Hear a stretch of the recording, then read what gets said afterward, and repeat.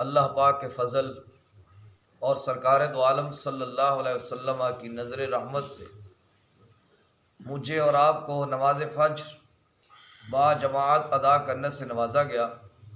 اللہ پاک ہم سب کی حاضری کو درجہ قبولیت عطا فرمائے۔ ہمارا عنوان چل رہا ہے کہ ہم نے اپنے اولاد کی تربیت کیسے کرنی ہے۔ اس میں 3 چیزیں آقا علیہ السلام نے تعلیم عطا فرمائی کہ سب سے پہلے ان کو حضور صلی اللہ علیہ وسلم کی محبت سکھلاؤ، اس کے بعد اہل بیت کی محبت، اور اس کے بعد قرآن پاک کی تعلیم کا دلانا۔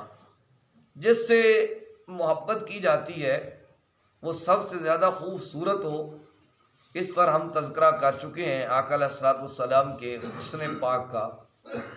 اور دوسری جو صفت ہوتی ہے محبوب کی، اس میں جو کمالات ہیں وہ کمال درجے کے پائے جاتے ہو۔ آج تک سائنس نے بڑی ترقی کی ہے، بہت کچھ کیا ہے۔ سورج اتنے بجے غروب ہوتا ہے، اتنے بجے طلوع ہوتا ہے، فلاں محکمہ موسمیات فلاں جو بھی ہے، بہت سائنس نے ترقی کر لی ہے۔ اور آج کل ہر بندہ اس کامیابی میں لگا ہوا ہے کہ میں سائنس پڑھ لوں، اور بڑے تذکرے کرتا ہے کہ سائنسدان نے فلاں کر دیا، سائنس تو ترقی کر گئی، فلاں کر گئی۔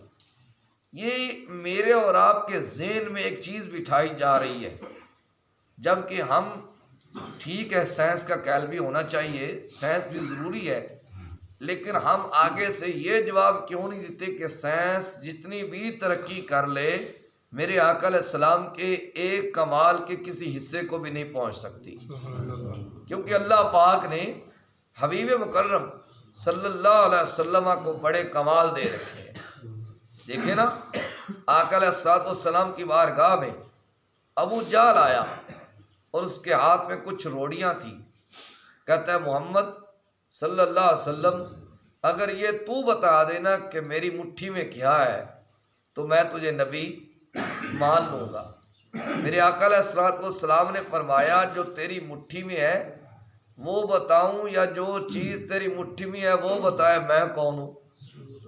تو اس نے کہا یہ تو اور عجیب ترین بات ہو جائے گی، اگر جو میری مٹھی میں چیز ہے اگر وہ آپ کی گواہی دے دے۔ تو آقا علیہ السلام نے اس کے ہاتھ کی طرف اشارہ فرمایا، اندر سے کنکر بول اٹھے، اشہد ان لا الہ الا اللہ وحدہ لا شریک لہ واشہد انک محمد الرسول اللہ۔ جتنی مرضی سائنس ترقی کر لے، آج تک پتھروں سے باتیں نہیں کروا سکے، نہ کروا سکتے ہیں۔ اگر کوئی کروا سکتا ہے تو وہ آمینہ کا لال ہے۔ وہ کون ہے؟ آمینہ کا لال ہے۔ میرے آقا علیہ السلام تشریف فرمائے، ایک عرابی آیا، کہتا ہے محمد صلی اللہ علیہ وسلم، اگر وہ سامنے والا درخت تیرے اشارے کے ساتھ چل کے تیرے پاس آ جائے نا، میں تجھے نبی مان لوں گا۔ میرے آقا علیہ السلام نے فرمایا میں تو کہوں تو یہ بات اور ہے، تو اسے جا کے کہے تجھے اللہ کا رسول بلا رہا ہے، تو اس کو جا کے کہے تجھے اللہ کا رسول صلی اللہ علیہ وسلم بلا رہے ہیں۔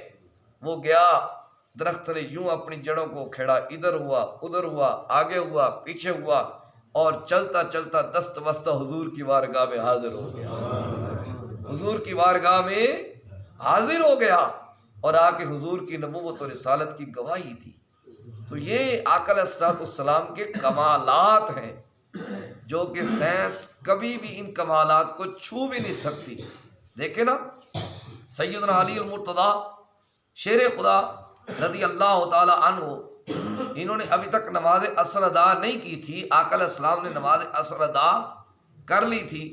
تو آقا علیہ السلام نے فرمایا علی اپنی گود آگے کرو، میں آرام کرنا چاہتا ہوں۔ کیا منظر ہوگا، وہ کیسا سما ہوگا جب علی کی گود ہوگی، نبی کا سر ہوگا، علی کی آنکھیں ہوگی، نبی کا چہرہ ہوگا، وہ کیا کمال درجے کا ایک منظر ہوگا۔ تو ادھر علی پاک کو نماز عصر کا غم بھی رلا رہا ہے، اور ادھر حضور کی اطاعت بھی ہے۔ اور اللہ پاک فرماتا ہے من یطیع الرسول فقد اطاع اللہ، جس نے رسول کی اطاعت کی تحقیق اس نے اللہ کی اطاعت کی۔ اب علی کبھی سورج کی طرف دیکھتے ہیں، کبھی حضور کے چہرے کی طرف دیکھتے ہیں، کہتے ہیں سورج غروب ہو جائے تو خدا کی نماز جاتی ہے، اگر حضور کی نیند میں خلل آ جائے تو یہ خدا اور خدا کے رسول دونوں کی اطاعت جاتی ہے۔ لیکن آخر کار جب سورج غروب ہو گیا تو علی کو نماز کے غم نے رلا دیا۔ آج ہم علی سے بڑی محبت کرتے ہیں، بڑے علی سے محبت کے دعوے کرتے ہیں، لیکن کبھی سوچا علی کو نماز کی فکر کتنی ہے؟ ہم تو یہ بس کہہ دیں کہ جو علی علی کر لے اس کو کسی چیز کی ضرورت ہی نہیں ہے۔ علی سے پوچھو نا اس کو ضرورت ہے کہ نہیں؟ علی تو وہ ہیں جو حضور کی اطاعت میں قضا ہونے والی نماز پر رو پڑیں۔ ہم کتنے سے نمازوں کی فکر کرتے ہیں؟ تو سیدنا علی المرتضیٰ رضی اللہ تعالیٰ عنہ کی آنکھوں سے آنسو آ گئے تو آقا علیہ الصلوۃ والسلام نے فرمایا علی تجھے کس چیز نے رلا دیا؟ عرض کیا حضور آپ نے نماز پڑھ لی تھی، میں نے تبھی تک نماز عصر ادا نہیں کی تھی، اب فقہ کا مسئلہ ہے۔ حضور فرما دیتے علی کوئی بات نہیں، اب نماز عصر رہ گئی ہے تو مغرب کے بعد قضا پڑھ لینا، اور یہ فقہ کا مسئلہ ہے بھی صحیح، اگر کسی انتہائی مجبوری کی وجہ سے نماز رہ جائے تو عصر کے مغرب کے بعد قضا پڑھ لی جائے۔ اب یہ بھی ہو سکتا تھا، لیکن آقا علیہ الصلوۃ والسلام کو پتہ تھا مجھے اللہ نے کون سا مجھے مجبور بنایا ہے، اللہ نے مجھے ساری طاقتیں دے رکھی ہیں۔ حضور نے فرمایا علی نماز قضا پڑے گا یا ادا، بتا۔ تو سیدنا علی المرتضیٰ رضی اللہ تعالیٰ عنہ نے عرض کیا حضور میں قضا نہیں، میں نماز ادا پڑھوں گا، کیونکہ میں نے اللہ اور اللہ کے رسول کی محبت میں نماز کو قضا کیا ہے، اب میں قضا نہیں بلکہ ادا پڑھوں گا۔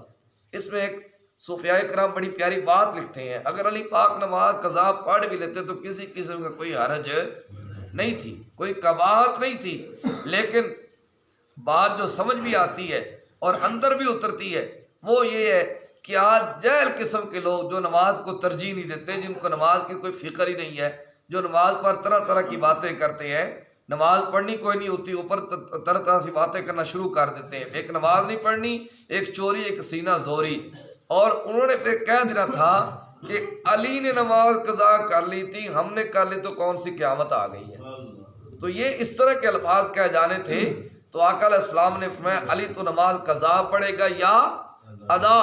انہوں نے عرض کیا جی میں نماز قضا نہیں بلکہ ادا پڑھوں گا۔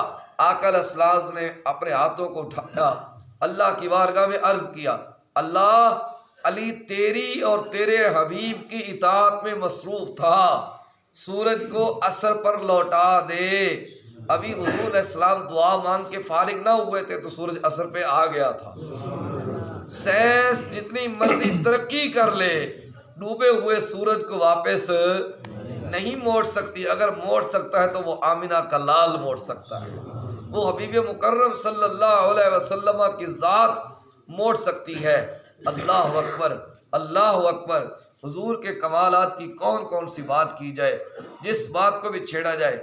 دیکھیں نا حبیب یمنی جب آیا تھا مکے میں اس ارادے کی غرض سے کہ میں محمد سے مناظرہ کروں گا، کیونکہ اس کو یہ یہود و نصارہ اور کفار گھیر کے لائے تھے، بہت بڑا عالم تھا۔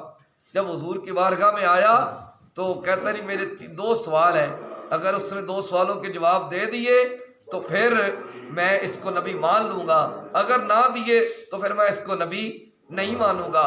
تو آقا علیہ السلام نے فرمایا بتا تیرے سوال کیا ہیں؟ اس نے کہا جو چاند ہے نا یہ ٹوٹ کر آپ کے قدموں میں آ جائے۔ آقا علیہ السلام نے اشارہ فرمایا، چاند ٹوٹ کر قدموں میں آ گیا۔ پھر حضور نے اشارہ فرمایا، چاند جڑ گیا۔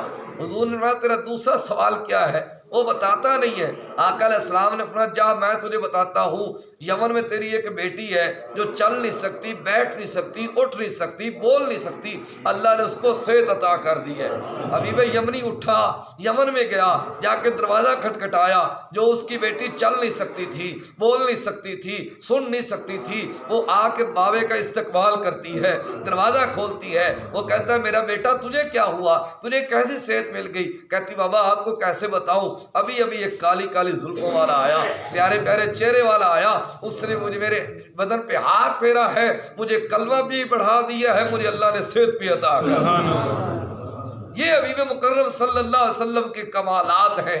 تو یہ ہمیں اپنے اولاد میں بیٹھ کے حضور کے حسن کا تذکرہ کرنا چاہیے، حضور کے کمالات کا تذکرہ کرنا چاہیے، پھر دیکھنا میرے اور آپ کے اولاد میں حضور کی محبت کا ایک نور چل بسے گا۔ اللہ ہمیں عمل کی توفیق عطا فرمائے، اللہ ہمیں حبیب مکرم صلی اللہ علیہ وسلم کا عشق کمال درجے کا عطا فرمائے۔ صلی اللہ تعالی علی حبیبہ الاعلی سید الانبیاء محمد وعلی آلہ وصحبہ اجمعین برحمتک یا ارحم الراحمین۔